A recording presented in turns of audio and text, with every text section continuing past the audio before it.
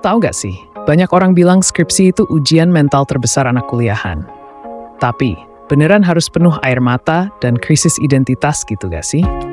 Tahan dulu, karena di video ini kita bakal bongkar rahasia Gen Z ngerjain skripsi tanpa drama, tanpa burnout, dan percaya atau enggak dengan sedikit rasa fun. Pertama, yuk jujur dulu. Sebenarnya yang bikin skripsi kerasa berat itu bukan karena kita nggak bisa, tapi karena kita terlalu banyak mikir, nanti deh, besok aja.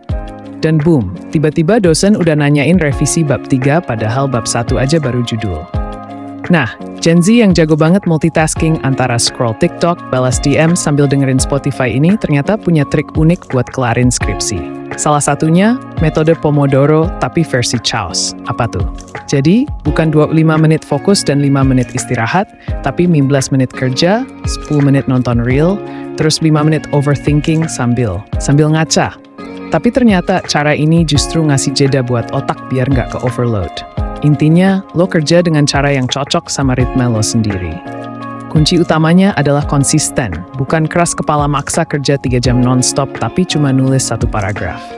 Oke, masuk ke strategi serius. Banyak Gen Z juga udah pakai AI buat bantuin nyusun outline skripsi. Bukan buat nyontek ya, tapi buat cari referensi, struktur bab, bahkan nyari insight jurnal internasional yang sesuai.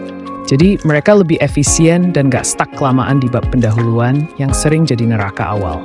Trik lainnya, mereka bikin skripsi kayak konten, bikin mind map warna-warni, pakai Notion yang estetik, dan target harian yang dibikin kayak challenge game. Bukan cuma biar keren dilihat, tapi biar mood ngerjainnya nggak kayak neraka.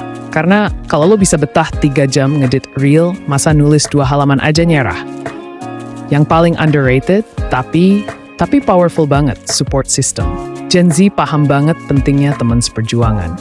Jadi banyak dari mereka gabung ke grup Discord, bikin FGD online, atau sekadar nulis bareng di kafe biar ngerasa nggak sendiri. Karena kadang yang lo butuhin itu bukan jawaban, tapi ditemani pas lo lagi bengong mikirin metode penelitian. Nah, sekarang pertanyaannya, lo termasuk yang ngerjain skripsi kayak maraton pelan tapi pasti, atau sprint dadakan seminggu sebelum deadline? Whichever it is, satu hal yang pasti, skripsi bukan soal siapa yang paling pinter, tapi siapa yang paling nanggung buat nyerah. Gen Z ngerti banget soal itu. Mereka nggak cari sempurna, mereka cari kelar. So mulai sekarang, treat skripsi kayak proyek pribadi lo. Custom, fleksibel, dan yang paling penting, sesuai sama gaya hidup lo sendiri. Jangan ikut-ikutan sistem orang lain kalau nggak cocok. Lo bukan robot, lo manusia dengan pace, vice sendiri. Terakhir, satu hal penting, skripsi itu bukan akhir dunia. Tapi kalau lo bisa ngelewatin prosesnya dengan cara yang sehat, itu jadi bukti kedewasaan dan kemampuan problem solving lo yang nggak semua orang punya. Udah siap buat jadi bagian dari skripsi goals Gen Z? Jangan lupa like dan subscribe biar nggak ketinggalan tips produktif dan anti drama. Terima kasih, sampai jumpa di video berikutnya.